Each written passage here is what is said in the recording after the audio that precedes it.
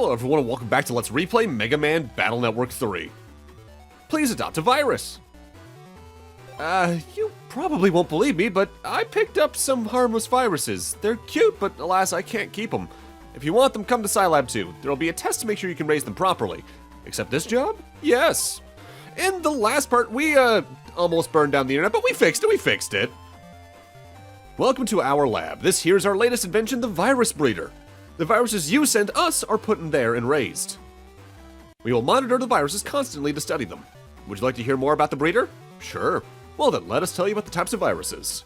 Let's see. Oh, but you haven't caught any viruses yet. The breeder is always operating, so send them anytime. This is a new side quest they added to Battle Network 3 that would later return in Battle Network 6 in a slightly changed up form as well. Welcome to the virus breeder. I'm the manual program for this virus breeder. What would you like me to ask about? Virus breeding. Virus breeding? Okay, where shall we begin? Virus locations. Viruses are kept in separate rooms based on species. To go to the rooms, please use this area's warp points. Usage? Do you have a virus chip for trading viruses? The researcher who's always beside the virus breeder is developing new viruses, so if you find one, tell him. He'll give you a virus chip if development's over. You can then use the virus chip as a battle chip. The rank of the virus to be traded depends on timing. You'll get a new one if you're lucky. The virus breeder is a very long and technically pretty layered side quest that gives you some pretty interesting battle chips, so we are going to need to do it all for 100% technically. But we're going to be mostly covering this during post-game. However, the current request we're on technically ties into this, so we need to head over to Scilab 2 and find the NPC in question. Also, just to get it out early in the video, this is the belated 480 sub-special. Again, I really can't stress this enough. I know I've been saying it in every video for this so far, but thank you guys so much for that. I've been waiting. So, want to raise a virus? To be honest, I hate to let my little ones go, but I'm no good at virus busting and can't afford to feed them properly. Yes, that's right, they eat bug frags. So I can't let just anyone take my precious viruses. So, give me 50 bug frags as proof of your worthiness. Otherwise, I can't hand over my precious children. Well, I happen to have that many, so let's go. That's 50, alright. Take good care of them, Megaman. Whenever you find a virus, you find the base 3 of a given line, and you can then take them over to the dude in front of the virus breeder where he'll say the same spiel, but when you say please this time, he'll list the viruses you now have. Bunny. We developed a new chip as a result of our research. Use this chip in battle to call a bunny from here. And you get the virus chip for that. But that's not all. I'm barely, if ever, going to actually use these chips. The way they work is that when you use them, Megaman disappears, and you get a roulette with the viruses for that line. When you press the button again, you select whichever one of the 3 you're going to use, and then it'll do its attack. And the higher the strength of the virus, the higher the damage it'll do, of course. But that's not where that ends. They mentioned a moment ago that these viruses actively eat bug frags. And you can feed them bug frags within their rooms in the virus breeder itself. You actively feed them 5 bug frags at a time, and that boosts that specific version of that virus's attack by 5. There is a max amount of bug frags you can give a line, though, so you need to keep in mind and strategize properly. With that said, at any point if you don't like how you laid out your bug frags, you can actually rebalance them by talking to the Mr. Program that's in front of a given group of viruses. Now, we got the bunnies here by doing a side quest. The rest of the viruses are actively now set encounters in certain parts of the internet, just like the alpha version of Navi fights, or like the version 2 Navis in Battle Networks 1 and 2. We'll be tackling this again mostly in post-game, but it does take a lot of bug frags to fully upgrade them all. Chad, tell me more about the Forbidden Program. I see you finally come around. Yeah, thanks to you I've finally come to my senses. Me? I don't recall doing anything. Anyway, I'll brief you on the mission details. First, though, I must warn you that this is a particularly dangerous mission. You could even lose Megaman. I don't mind. I'm ready to take risks like that. Let's do this, Lan. Thanks, Megaman. Okay, Chad.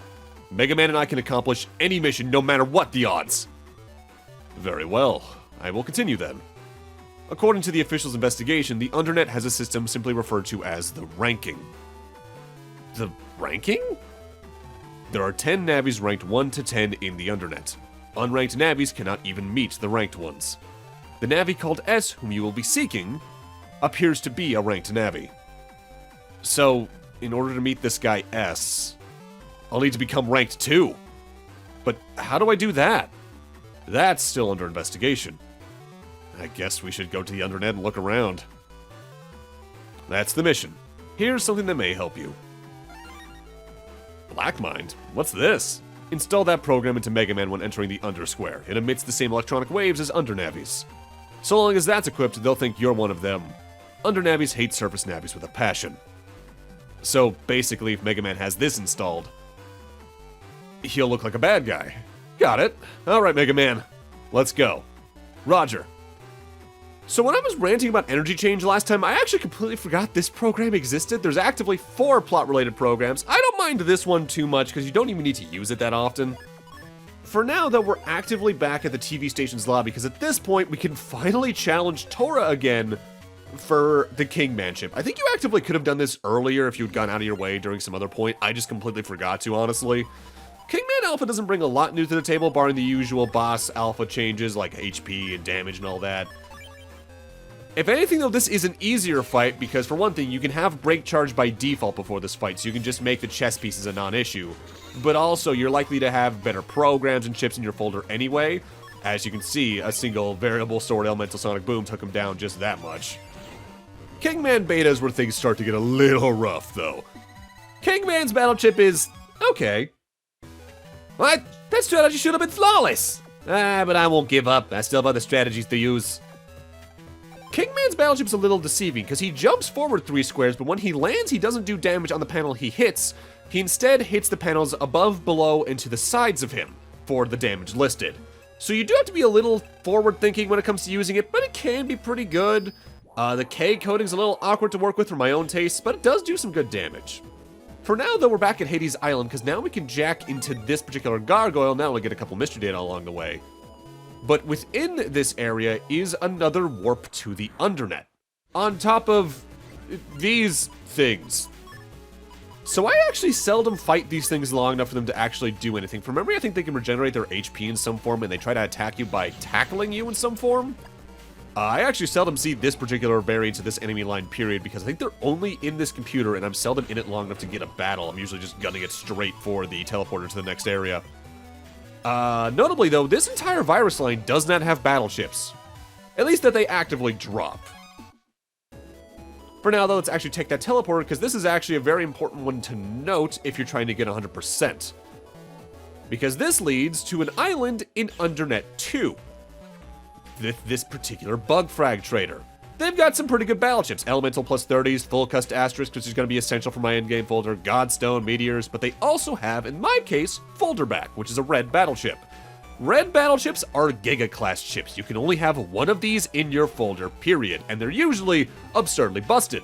Folderback, for instance, actively restores any chips you've used since the start of that battle, so you can have technically up to 60 battle chips in your folder, except even more so because it also restores itself, so you can have an infinite chip folder and just rely on using the same program advances over and over again. With that said, Giga chips are version exclusive. Over in Battle Network 3 White, that is Navi Recycle, which recalls the last Navi used. It can also recall one specific program advance. For now, though, that's all I wanted to show off there. I don't have enough bug frags to buy anything that are out here, and I don't want to grind for them yet. For now, we're actually back at the TV over in Yoka Inn, because this is where we can finally encounter Desert Man Beta, because I want to get Desert Man V2 and 3 into my library just to have them. No real easy way to make him show up, but he also doesn't require any special instances to show up, like low HP or certain programs. This is a good reason to have some locate enemies around, just so you can guarantee that he'll show up more times after the fact. Desert Man's always been kind of funny to me, because in the game, he's not that threatening. In the manga, though, he has arguably one of the highest body counts out of any of the Net Navis in the series, because he antlions an entire group of officials in their Net Navis during the Battle Network 3 arc. It's kind of ridiculous. But also, while we're here in Yoka, Tamako finally has Metal Man Beta ready to fight so we can get Metal Man V3 for our library. I've said my piece in the Metal Man chip line before. Pretty high damage, the break element's nice, and the fact that you can correct your aim in the case you missed to begin with for a few panels is very good. I've had playthroughs where I have an entire M-based folder. I've had playthroughs where I'm in the endgame, I use a lot of M-type chips. M-coded chips, rather, so pretty good to get this. The other reason I'm at Tamako is something I've already technically used in the LP and talked about, though. Her homepage is the easiest way to access Beach Square, and thus also the quickest way to access the entrance to the Undernet. This is what I meant earlier in the LP when I said it's one of the best places in the game for late game travel. Heck, just to showcase, you don't even need to go all the way around to Beach 1. You can just go from the Beach Square exit and come down here, and there's the Undernet. Well, technically that's going to be Hades Isle, but you know what I mean. So our goal here in the Undernet this time around is to reach the Undersquare, which we actually technically already saw the entrance to over in Undernet 3, but I'm going to show the entire trek here because this is only our second time here overall, so learning the layout at this point is pretty important to know. On top of the fact there's some new viruses along the way, these are Shrimpy 3s. Shrimpy 3s do the usual Shrimpy movements, moving up and down their columns, firing their bubble or type attack either when they're in row with you or after a certain interval. Their attack in specific is bubble side, same with their battle chip, which we already actually have from the the Flame Man scenario, rather. Bubble side, the way it works is that if it hits a target, be it an obstacle or a virus or you, it'll hit that with the Aqua type damage, but it'll also hit the panels above and below the target in question if there are any to hit. It can be useful, but again, my taste for Aqua-type chips are usually relegated more towards the Navi-type chip line to begin with, or certain other Aqua chips anyway, on top of my own charge shots at this point, really. Before we head to Under 3, though, I want to make a detour over here for another Navi security cube. This one requires beating Flashman Beta over in AC/DC 2, and behind it is Black Bomb 2S.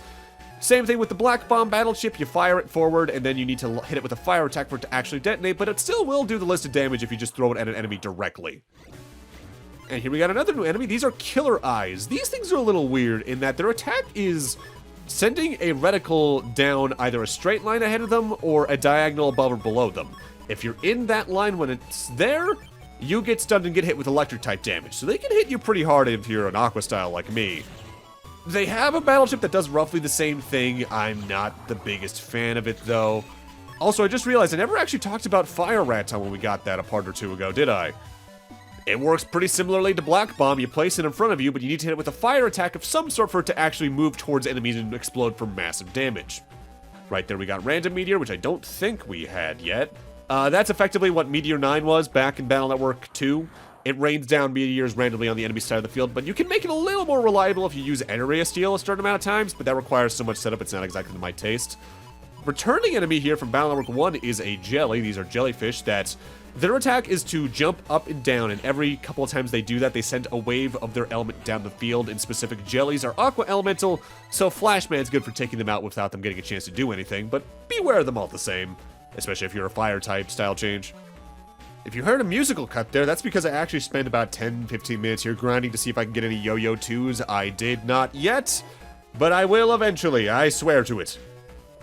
No one from the surface goes through here, period. This is the man you need Black Mind in your Navi custom in order to progress past. I think he's the only NPC you actively need Black Mind in order to talk to as well to get past. I think anyone in the Undersquare itself you technically don't need it for, but I would still leave it on for the rest of this plot section just in case. It is kind of funny, though, that both Battle Network 3 and Network Transmission have a moment like this in their plot, given they came out at around the same time frame, actually, within a matter of, like, a few months. Go on through. And thus we have access to the part of Under 3 where the square's entrance is.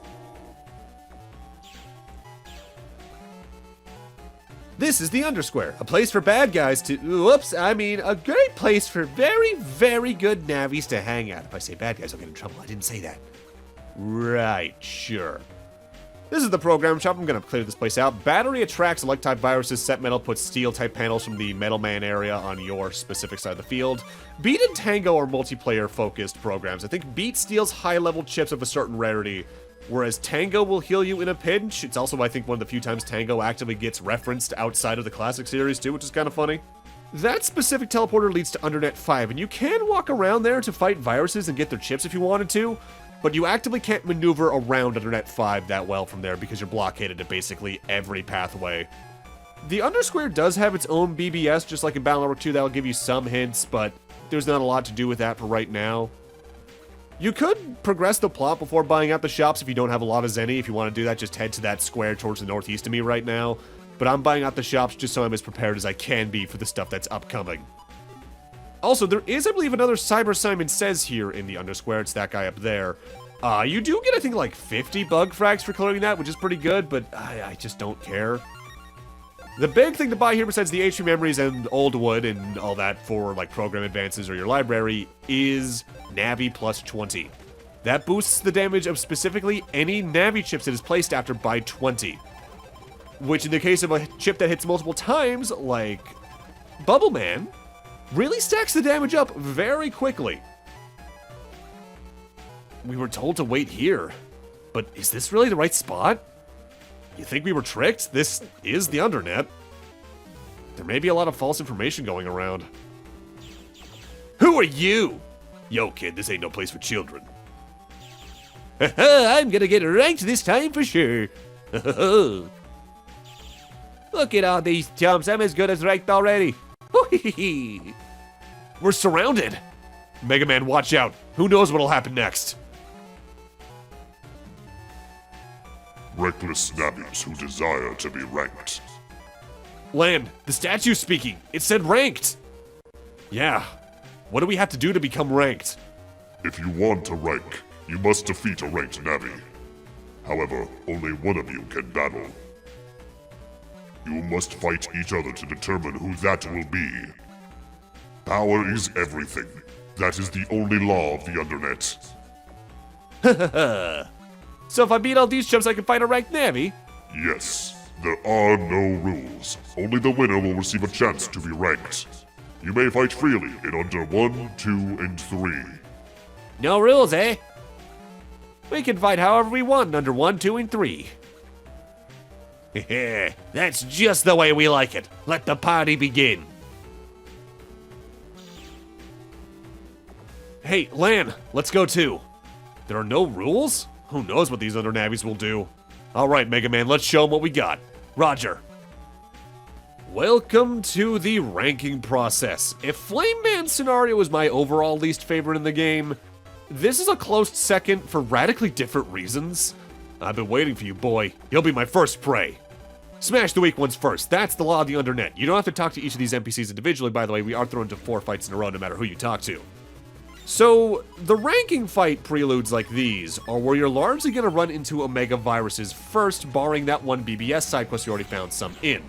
Which Omega viruses there are set. That will always be a Metar Omega, which is fast and will actively crack panels. This one's always going to be a Shrimpy Omega. The next one's always going to be what it is. What changes depending on the version is what viruses it's with. For instance, the Metar Omega in white version instead has 2 Metar 2s. The Shrimpy Omega instead of Mamogras has 2 Shrimpies with it. Back in my original LP, I cut these fights out, period. Even though they're the first time we're fighting a new enemy, which is what I like to show off. On top of the fact they're required plot battles, so at the least I should speed them up. Canodem Omega's usual, faster, stronger, blah blah blah. Whereas when we fight a Swordy and Swordy 2 with the Canodem Omega here in 3 blue, over in 3 white, this is 2 Yurts. Because you're fighting so many unique virus variants here with all the Omegas though, you're guaranteed to run into something you're either strong against or weak against, so don't worry too much about elemental weaknesses here, just focus on getting the damage out, and focus on the Omegas first if you can, because they are easily the biggest threat. However, using things that are screen nuke size things like Flashman, or can have a lot of coverage like either Nightman or Beastman are pretty preferable.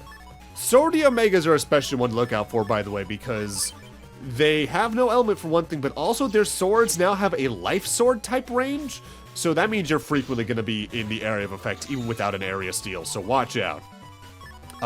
Meanwhile, this battle itself has the Swordy Omega and 2 Beetles, whereas over in Battle Network 3 White, this is a Swordy Omega and 2 base Swordies. Despite me not liking this scenario overall, I actually like the start of this whole portion a lot, where we're actually hunting down these heal Navis across Undernet 1, 2, and 3. Because the maps, you've probably learned just well enough at this point that it's a pretty fun search compared to some other things we've done like this.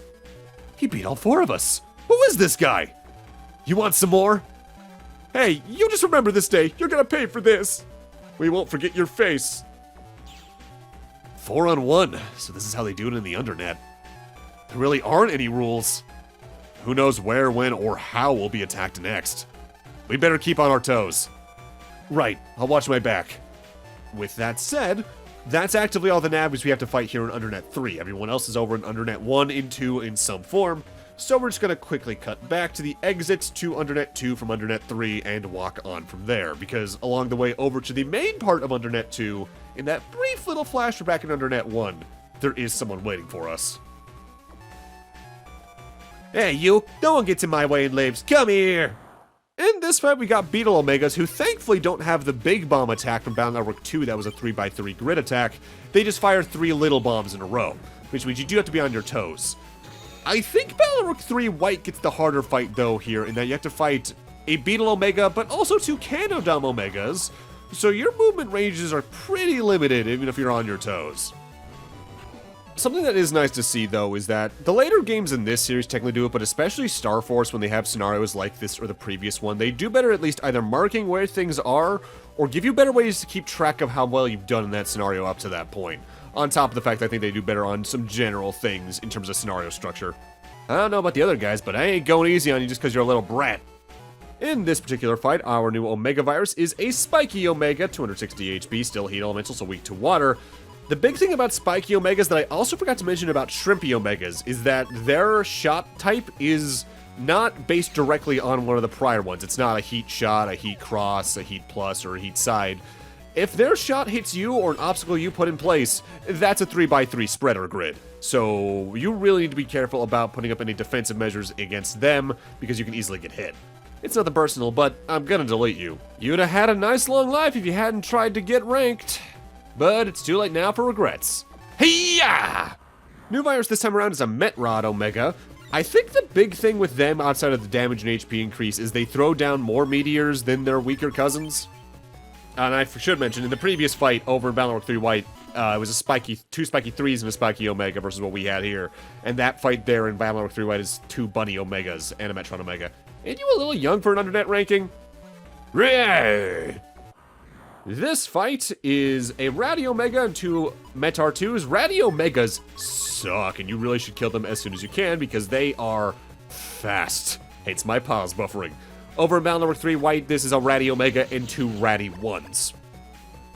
Thank God Bubbleman exists, and you really get to see why I like Bubbleman a lot as a Navi chip in cases like that, because for one thing, it's easy to take on multiple viruses with him, but if you boost him with like attack pluses, especially at Aqua or Navi pluses, you can get a lot of damage in really quickly with him. Biggest trade-off is that either takes a lot of luck or a couple of turns to set up properly, so there's times you might want to fire it off early. Only those I say are strong enough can go through here. Go cool your heels in the underskirt till you're ready. That pathway leads towards Undernet 4, but we can't actively head that way until we've made some further headway into this plot scenario, so don't worry about trying to, like, get enough HP memories or chips in order to get past that. It's entirely a plot lock. Next up is this guy. I'm gonna smash my way into the rankings. This is, I think, invariably the hardest fight of this set, because now we have a new virus, a Dominant Omega.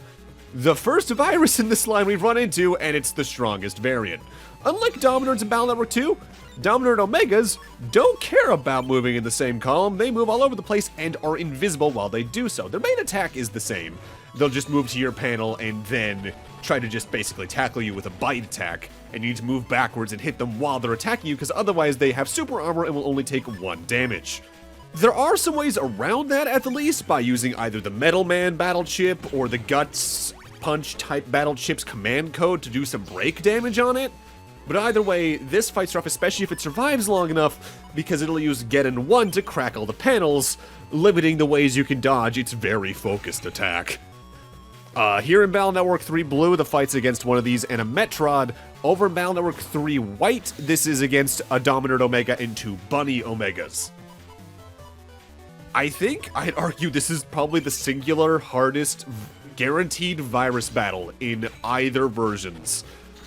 As some of the other guaranteed virus battles, you have better ways to deal with, either just with whatever style change you get, or otherwise, if you don't have break chips or a lot of area steals, that fight's just universally hard, and there's not really much you can do about it. Not the last person we're looking for, though. No little twerp like you's gonna get ranked. This NPC has a Yort Omega. Joke about the number of HP it has here. Yort Omegas are extraordinarily fast, but similarly, if you have something that can inflict a break, you can just destroy their yo-yo and make them a non-issue temporarily. Over in Battle Network 3 White, this fight is noticeably harder in that it's 3 Yort Omegas, but as long as you're moving up and down quickly enough, you might not have much problem with that fight. Lan, we did it! We beat all 10 of the challengers! Yeah, now we can finally meet a ranked Navi. Mighty victor of the Reckless 10. You have earned the right to challenge a ranked Navi. The Navi ranked number 10 may be found where the evil fall.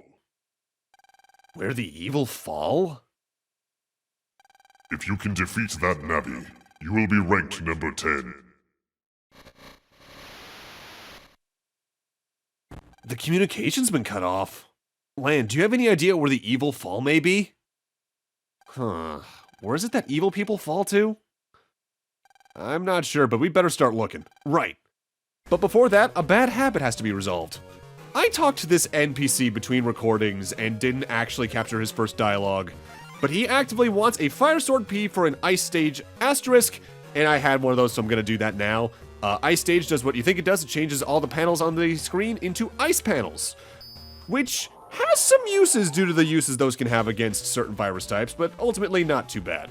With that said, where evil people fall in this case is Hades Isle, because in various mythologies and faiths, when evil people die, they usually fall into some sort of underworld. And here's the person in question.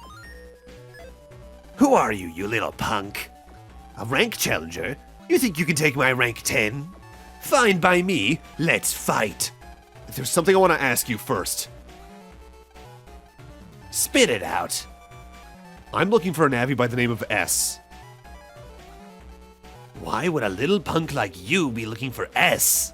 If you want to find S, punk, you'll have to get past me first. I'll decide whether or not you deserve to meet S. Bring it on! And this leads us into a virus battle against a Snowblow Omega and a Trumpy. And the return of the N1 Grand Prix's battle theme, which I forget if I commented on that back when we were in the N1 Grand Prix, but god, this battle theme's so good. Probably one of the best in the series. Notably, over in Battle Network 3 White, this is against a Snowblow Omega and a Gloomer. Theoretically, this is the harder fight, but it's pretty quick all the same. Very impressive, kid. You're now ranked number 10. Here. Alright. Oh yeah, about that Navi called S. If you're looking for who I think you're looking for, my advice would be to stay away from them. You know S? I've said too much as it is. You had best just stop looking for them. That is, if you value your life. But... Oh, and one more thing. Just because you're ranked now, don't get too confident. Just as you came after me, others will come after you. Try to keep to yourself. Thanks for the advice, but we've got to go. Oh, well, do what you want then. I'm out of here. Later. He's gone. Hey, we forgot to ask him where the Navi rank number 9 is. Now we're all out of leads. What should we do? This isn't good. Lan, you got mail. It's from Mail. It says, Lan, help. Roll's in trouble in Zoo Comp 2. Get over here now, kiddo. Come on, Lan, let's go save Roll. Right. You know, Mail didn't sound like her usual self. Nah, I'm just imagining things. Let's hurry, Megaman. And thus the true form of this scenario comes to pass. I don't mind finding the Navis in the Undernet, but the actual rank hunt here in this scenario is you going all over the in-game world in a way I just do not find comfortable or interesting. Roll! Hey, Roll! Lan, I don't see Roll anywhere. You fell for it. How naive can you be? We lost to this twerp? Man, how did that happen? We have our pride as evil thugs to protect. It's our duty and obligation to make you pay.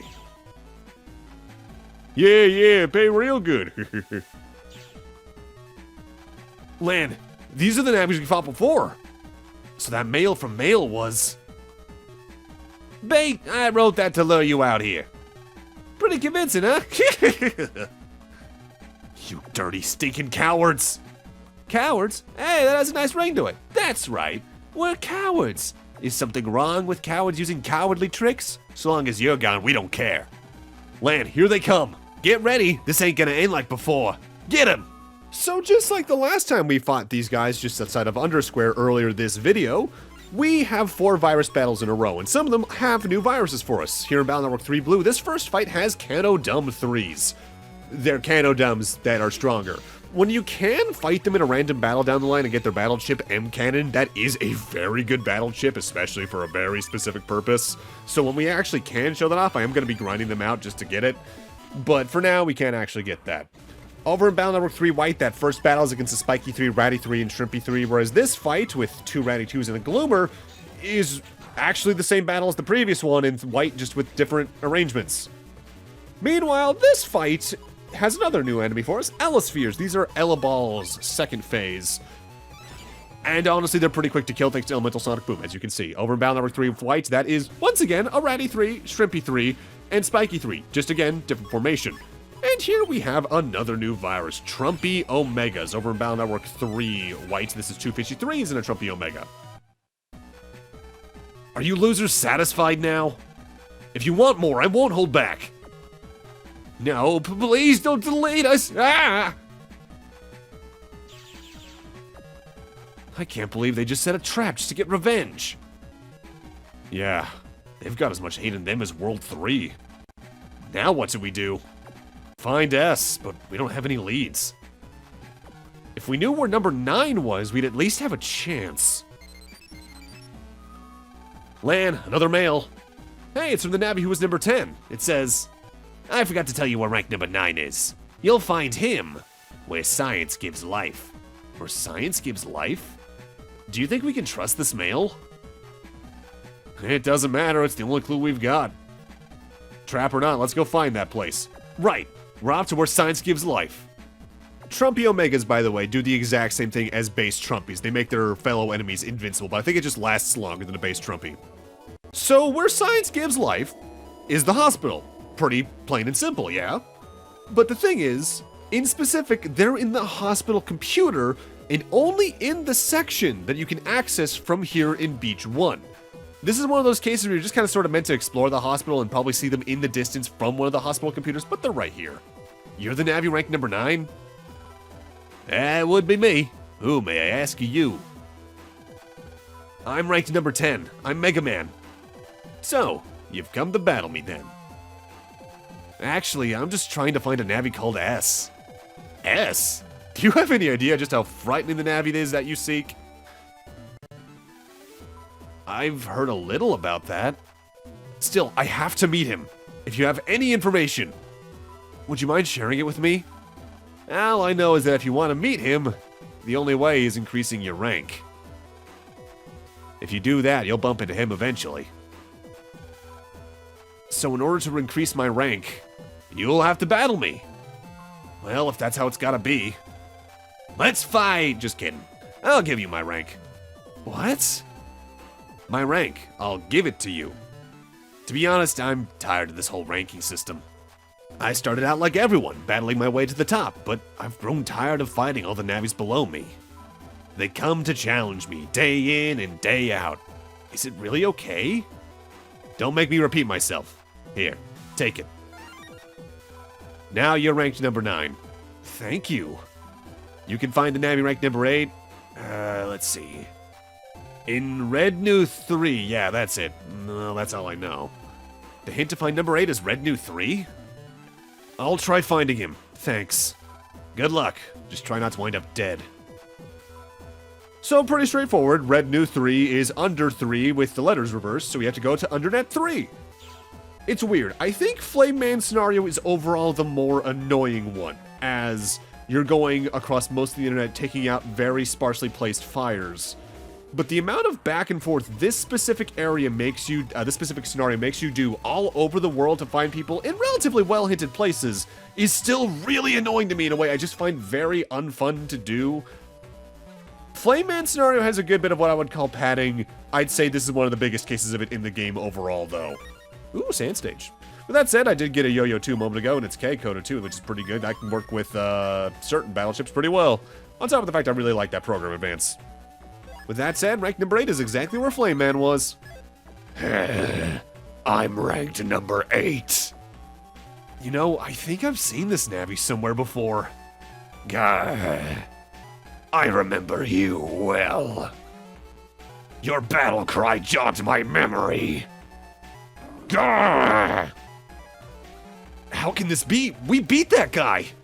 Take this! Time to pay you back for the other day. Gah! Surprise, it's Beastman! But the way they phrased that on my first playthrough, I genuinely thought they were going to throw a Battle Network 1 or 2 Net Navi at us, which I think would have been kind of funny, but no, it's just Beastman again. Beastman! What's World 3 doing in the rankings? You seem to have a very bad habit of getting in our way. Beastman, jack out. Once we get a hold of Alpha, we'll have nothing to fear from the Forbidden Program. As much as I hate fleeing from an enemy, I will do so if it's for our strategic advantage. Wait! Lan, it looks like World 3's also after that program. So they also know about the Forbidden Program. Beastman got away. We're without any leads all over again. Lan, something's on the floor where Beastman was. Huh? Hey, look what he dropped! Hey, that worked out. Now we just need to find out where the number 7 Navi is. You're pretty tough, kid, to beat the beast that got me. Who are you? Me? I was number 8. That beast thing beat me. So I'm a nobody now. Thanks for making quick work of my enemy. In return, I'll tell you the hint to find number 7. Really? Head of learning. That's the clue to find number 7. Good luck. Thanks a lot. Now's my chance. Give me back my rank. What? Surprise battle. And we once again have a new virus. This is a fishy Omega. This is one of the more threatening Omega viruses because they just move really quickly. And do several passes to boot. I think Blue has the easier fight here when it's partnered up with spiky viruses, whereas in Battle Network 3 White, it's partnered with 2 fishy ones, which means your movements can be a little limited. No! That was a little too close. You really can't let your guard down for a second in the Undernet. Yeah. Megaman, let's go find number 7. The clue was head of learning. Roger. Notably, and I actually forget if I talked about this when I was fighting his actual beta variant in the doghouse earlier in the LP, Beastman Beta does have a new attack where he throws his claws out and then his head just like the battle chip, and it does get pretty quick and he'll do it multiple times in a row. With that said, we're now in Land's doghouse with Sneak Run in my Navi Customizer once again in order to fight Beastman Beta again. You might wonder why. I already have basically every battle chip I can get from him. Well, remember those security cubes in the Undernet we've already unlocked a few of that require you beating the beta variant of a Net Navi? Beastman's version of that cube is finicky. It will not open unless you've beaten Beastman Beta again after doing that plot fight against him we just did. I don't know exactly why it works that way, but that's how it works. I'm not sure if the Legacy Collection or even any of the Virtual Console versions fixed that. I'm assuming they didn't because that's just a very weird, probably like scenario flagging issue or something like that. Because we can't even access the area where his cube is until we're later in the rankings anyway, so it could be a flagging thing like that. With that said, the head of learning is Principal Computer 2 here. How well you managed to get here. I'm ranked number 7. Those who are ranked are duty-bound to take any challenge. You may have made it this far, but success is more than power. Real strength is driven by intelligence. So, let me now offer you a quest. If you can find what I ask, you will get my rank as well. What should we do, Lan? There's no question. Take him on. Get him to give us the quest, quickly! You are a forceful operator. Prepare to receive your quest. One of many birds. Go now and find it.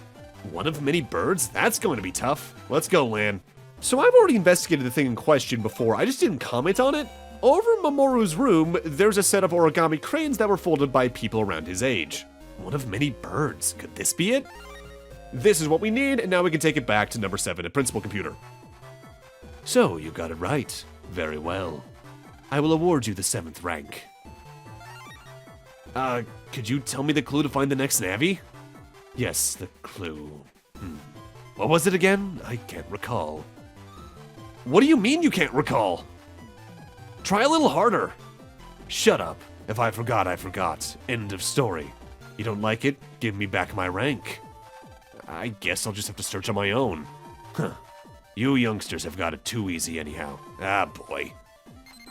Lan, you got mail. Alright, let's see what we got. Head to square. Looks like an underranked Navi is posted on the AC/DC Square BBS. It may be a trap, so be careful. Well, at least that gives us a good idea of where to go next. But first, I'm going to take advantage of Higsby's chip order system to get a couple of battleships really quickly. Namely, I am ordering, I think, whichever version of Yo-Yo 2 chip order has, just so I have 2/3 of a program advance going for that. But also, I'm buying Custom Sword B because that codes with a certain other chip I already have and one I can't get for a while in order to get another program advance. Also, now that I say that, I actually may already even have the third Yo-Yo 2. I don't remember, honestly. Either way, let's check out the AC/DC Square BBS. In specific, it is the board on the left, though. I can never remember which of the two it actually is, but it is the one on the left. And there's even a couple messages here that talk about the Undernet tournament going on anyway. On our first playthrough, I do recommend checking in on here at like the start of every scenario, just to see what kind of stuff's been added to kind of hint towards stuff that's going to happen in the plot around this point in the game. No name, no subject, yet another fool dares speak of the Undernet. So be it, this will be overlooked. No, there are many warriors within the Undernet with unfathomable powers, including you-know-who. Tread lightly. From number 3. I've heard of you. I'm ranked number 3. If you want a piece of me, I'm at the bottom of the slope in Undernet 4. I'll be waiting, number 7. Well, that's a direct call out to us. Who'd have thought we'd get number 3's attention? If we beat him, we'll instantly go up 4 ranks. Something tells me there's more to this than meets the eye. Still, we have to go. We don't have time to waste. Yeah, you're right. We've got to keep climbing the ladder. Come on, Megaman, we're going to Under 4. Roger. And now we have to go all the way back to Undernet 2 once again. But first, I do actually return to Undernet 3 really quick just to try and get that third code of the Yo-Yo 2. I was wrong about that a moment ago. I don't have it yet. And I do run into some enemies along the way, but instead I get myself a lava cannon 1 chip. Well, at least I have that now. The amount of backtracking and back and forth in this scenario genuinely rivals the Freeze Man scenario in Battle Network 2.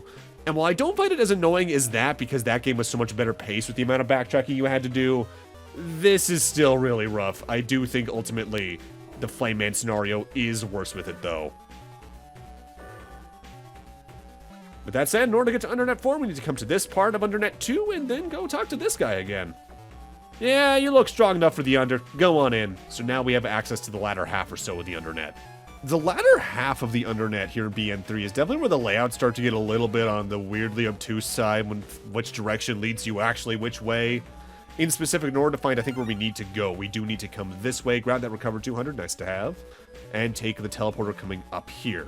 With that said, some nice stuff we can get around here as well. Namely, there's actually, first off, the Beastman Cube. If you didn't go fight him again after that plot scenario, you would not be able to open this. And that gets us a Step Sword M, which I think I might already have had. But also, we got 2 new viruses here, Dominard Ones and Brushman.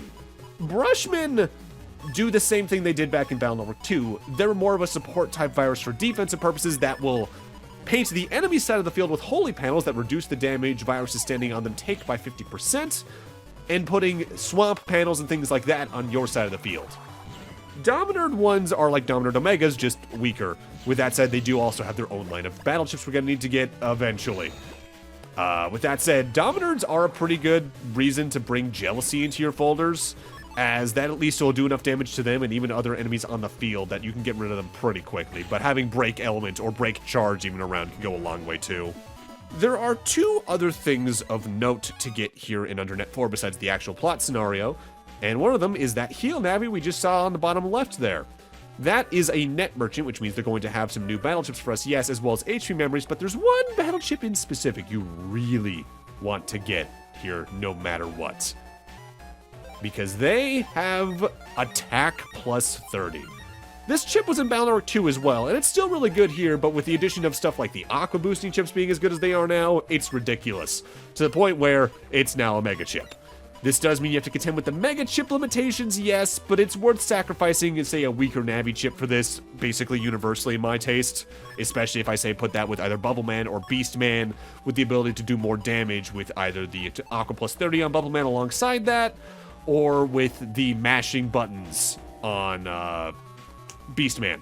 Also, there's this hidden NPC. If you talk to them when you actively have Black Mind in your Navi customizer, bah, you found me. You just don't give up, do you? Okay, since you found me, the hidden demon, I'll tell you a secret. Error number S2S, code that mess. That is an error code for the mod tools in the Navi Customizer that will come in handy if you use a very particular post-game Navi Customizer program when you're either Guts, Shield, or Shadow styles, notably. For now, let's move on with the plot. I think this is where the BBS told us to go. How nice of you to come. What? I heard a baby Navi was nosing around asking about S. Deleting little kids always gives me nightmares. Which one of you is ranked number 3? What's it matter to you, boy? Why ain't you paying attention?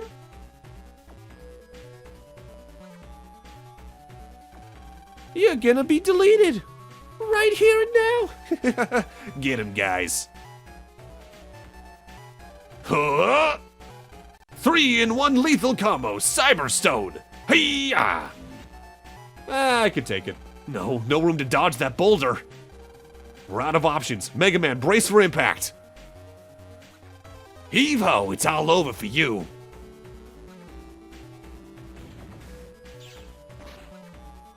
Well, hello there. Yeah! Are you okay, Megaman? Gutsman! This isn't a dream, is it? You're really here? You got in Sloppy Land. Get your act together. Dex, what are you doing here? Let's talk later. Check out Gutsman's power. We've been training hard in Netopia. Go get him, Gutsman.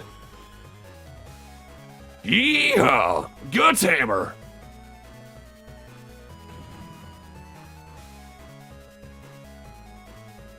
Was that supposed to be an attack? Or maybe, were you trying to massage us to death? Don't underestimate Gutsman. What's going on?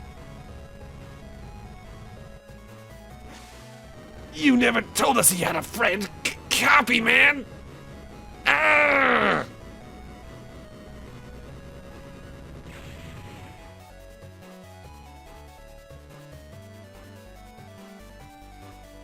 Gutsman!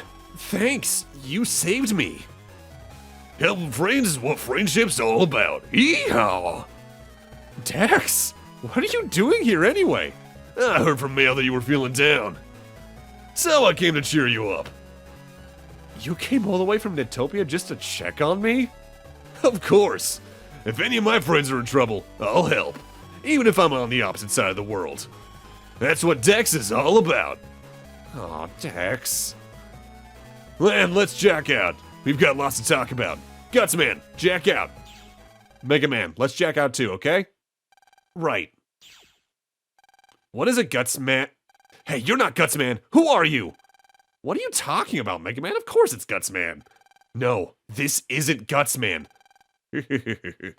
You're pretty sharp. I'm not Gutsman. I'm the Navi ranked number 3. I'm Copyman. I can copy the data of any Navi I see and make it my own. You're number 3? So those Navis that Gutsman beat were... Those were my subordinates, ranked 6, 5, and 4. Kid, the word in the circuit is you're looking for S. What is it you're after, the Forbidden Program? You know S? I might. If you beat me, I'll tell you what I know. Of course you have to survive the power of Gutsman. He defeated those 3 ranked Navis with a single hit. And now we're thrown into a fight against Gutsman Beta, who we actually haven't fought before. He does have a new attack in his own version of a program advance where he becomes invincible for several seconds. But he's still Gutsman, so even with the HP and damage buff, even a middle-of-the-road folder will take him out pretty quick. Now tell me about S. Oh, alright. S is the head honcho of all the ranked players. They're number 1. No one has ever challenged S to battle and lived. Even uttering S's real name is taboo. That's why everyone simply refers to them as S. So where are they now? I don't know, but the Navi ranked number 2 should. The hint to find number 2 is Place of Battle. Place of Battle. Okay. We're just 1 Navi away from reaching S. That's all the info I have. I'll be going now. Bye. Wait, aren't you forgetting the rank 3? Ah, you don't miss a thing, do you? I don't ever want to see your face again. The hint to find number 2 is Place of Battle, right? Come on, Mega Man, let's go. He is ultimately just a form of padding out the game still, but I've always kind of thought that Copy Man was meant to be a version of the Copy Bot from near the end of Mega Man 1. So with that, we can jack out and head to find our next Ranked Navi, but there's one other thing I want to get done here in under 4, and that's namely a Navi rematch. In specific, though, I need to find another route through this area to find it. But along the way, we got into this fight with some Gloomers and Brushmen, and from this particular fight, I got the Brushman's main chip. This is Holy Panel. It spawns a Holy Panel, I believe, in front of you that you can then stand on. Combining that with Barrier or Aura type chips, whenever you get those, can be powerful, but I don't really like the defensive plays in these games too much, so I don't tend to use them a lot. I have actively had a couple of playthroughs, though, where I've actively forgotten this rematch until post-game because I just forget it's here. Past this green mystery data at the end of this route is our rematch, and it's a rematch we've been made to do technically for a couple parts now. Hello, Plant Man. Plant Man does actively get a new attack in this fight, although calling it an attack is sort of a misnomer. It's more of a defensive technique. He actively gains access to the Leaf Shield battle chip from Battle Network 2, where he'll surround himself in some leaves. And if you hit him while those are out, any damage you would do is instead converted into healing. And I want to say that even counts with his weakness, so if you hit him with something that does double damage, it'll do double the healing. So watch out for that. If you're good about stunning him with things like the Elemental Sonic Booms or other paralyzing chips, he's not that bad, but be aware that he can pull that out at basically any time on top of his usual status ailment causing flowers. Plant Man's battle chip can be deceptively useful, especially if you use the Wood plus 30 chip you could buy at that one bug fracturator. He spawns vines that then do multiple hits of damage to all enemies. So for clearing out multiple enemies very quickly, it can be pretty good. But also, we now have access to later internet areas, including the cube that Desert Man blockades, albeit this is probably the worst cube of the set, because this just gives you a specific code for Sand Stage, which you theoretically could get already, I think from either getting the earlier Sand Stages and then doing chip order, or at least getting it from the chip trader. With this, though, we're actively done on the Undernet, so we can jack out and go find Navi number 2. So, Place of Battle is a little vague, because we've done so many battles throughout the game to begin with. But if you think of Place of Battle in a sportsmanship sense, there's really only 2 places that come to mind. Hades Isles, Tournament Computers, which you really can't jack into to my knowledge. And the main stage here at the TV station where the N1 finals were held. And notably, what you're about to do here depends radically on which version you're playing. There's a different Navi waiting for you here in Battle Network 3 Blue or Battle Network 3 White. So let's show off who we got here in Blue. I can sense a great power. I hope you realize I'm Bullman, rank 2. Who are you, kid? Megaman, rank 3. I'm looking for the Navi called S. Don't make me laugh. A little runt like you, rank 3. And you think you can meet up with S? Of course, the best way to meet him is to raise your rank. So you know S? Well, I don't mind telling you what I know about S, but you'll have to beat me first. It's the law of the ranked Navis. Fight for what you want. Prepare to meet your maker. Bullman, I think, is the easier of the 2 Navis you can fight here. Over in Battle Network 3, you fight a genie-themed Navi, Mistman, who I'll show off probably towards the end of the post-game when I showcase differences between white and blue specifically. Attack-wise, he can spawn in some bowling pins across the area, and he has a separate attack where he rolls a bowling ball at you. If that hits the pins, they try to bounce into you specifically, but his worst attack is when he does basically a Gatling gun of pins. Dodging it can be a little overwhelming at first, but it's mostly just moving up and down with proper timing. Notably, Mistman, Bullman, and Kingman's designs are all actually based off contest winners because they brought back the boss design contest for Battle Network after it was last seen in Mega Man 8. You're pretty good beating me like that. But you're not good enough to defeat Serenade. Serenade? You mean, yes, Serenade is the real name of the Navi you seek. Really? Tell me where I can find them. Very well. Serenade is deep within the Undersquare. They reside in an area where regular Navis cannot enter. So how do I get to that area? Take this and go to the Undernet server. Rank 2. The Undernet server. The server room that runs the Undernet lies somewhere in the real world. From there, you'll be able to reach Serenade. The door to the server room is hidden by a boulder. A server room hidden by a boulder? Where could it be? We'll just have to search everywhere. Notably, you can refight your version-exclusive Navi right now, but all you get is Zenny for that. So, the hint towards where you have to go next is pretty vague, because there have been a lot of boulders technically throughout the game. But it's a little easier if you know the Japanese name of the Undernet is the Ura Internet, which is reverse internet. Meanwhile, this Inn in Yoka is the Ura Inn. You can see an elevator inside the boulder. Do you get in? Welcome to the Undernet server.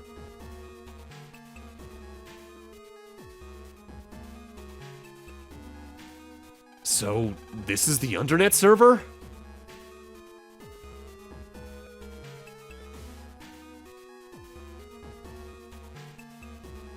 This server's huge! I've never seen anything like it. Bearer of rank 2, Jack in. Who said that? Jack in. Well, we didn't come all this way for nothing. Are you ready, Megaman? Ready and willing. Jack in, Megaman, execute! Pretty small platform here. Proceed. Lan, I'm going in. What's this? Where did this giant hole lead to? You've done well to make it this far. My name is Serenade. I reign over all the Ranked Navis. Serenade? I'm Megaman. I've come on behalf of the officials to get the forbidden program. Someone is trying to awaken Alpha. Unfortunately, the forbidden program cannot be given. Only a chosen one may wield the program. A chosen one? But if I don't get it, the Net Society will perish. Are you prepared to take the test to see if you are chosen?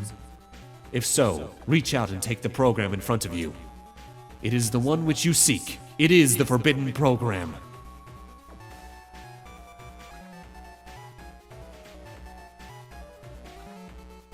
This is the forbidden program? Now then, take it. If it flares up with blue flame, you are a chosen one and can wield the program. However, if you are not chosen, you will immediately suffer the effect of the program. You, Megaman, will be frozen for all eternity. No power will ever be able to awaken you. Now then, grasp the program and discover your destiny. Megaman. Lan. Ah! Megaman! Megaman! So he is frozen. No! Megaman! Hmm? Lan, I did it! I can use the program! What were you thinking pulling a stunt like that? Excellent. The program is yours to wield, Megaman. Alright, Megaman, mission completed. Not yet, Lan. We have to take this program to the officials. Oh, yeah. Alright, let's jack out. Roger. So there is another Navi who can wield Dr. Hikari's program. I knew it wouldn't take you long to reach Serenade. Who's there? I'm the administrator of the Undernet. Oh. Mamoru? You're the administrator of the Undernet? You? Actually, the creator of the Undernet was a Scilab scientist. That scientist is my father. What? Your father? A Scilab scientist created the Undernet? So you mean it was a Scilab project? I've never heard of anything like that before. The Undernet is a weapon to counter Alpha, created to develop and preserve the forbidden program. But if Scilab made the Undernet, why is it so dangerous now? Because the forbidden program was too dangerous. It has the power to freeze Alpha, which means if misused, all of Net Society could be frozen in an instant. It has that much power? Yes, that is why they created a vast area away from the regular net. If an accident were to occur, the damage would be contained. Since it was so isolated, it turned out to be a perfect hiding place for criminals.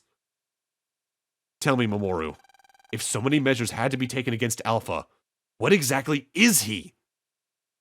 The ultimate beast. And a creation of Scilab, of course. Scilab? Oh, great. What now? Emergency alert. The Tetragate has been destroyed. No, it's Alpha. Quick, Lan, hurry to Scilab 1. Someone's stealing Alpha. Got it. Megaman, let's get over to Scilab 1. Roger. About the same time in Scilab 1. Drill mode. Activate tetracodes.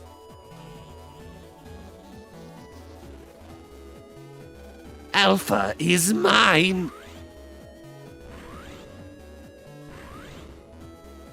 Yeah, if you ever saw those gates, that's what they were blocking. This is the end of the Net Society. An intruder is stealing Alpha. Official scum. You're too late. Drill mode. Huh?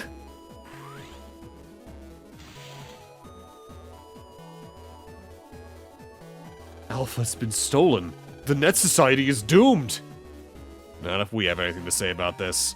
But with that, I'm gonna need to end this off here and cliffhang y'all. Thank you guys for watching. Have a great night. Take care. Thank you so much for 480 subs. We're getting close to the end of the campaign. 2 more videos to go. And in part 10, I guess we're gonna go try and stop Drillman from taking Alpha now that we have the Giga Freeze. See you guys then.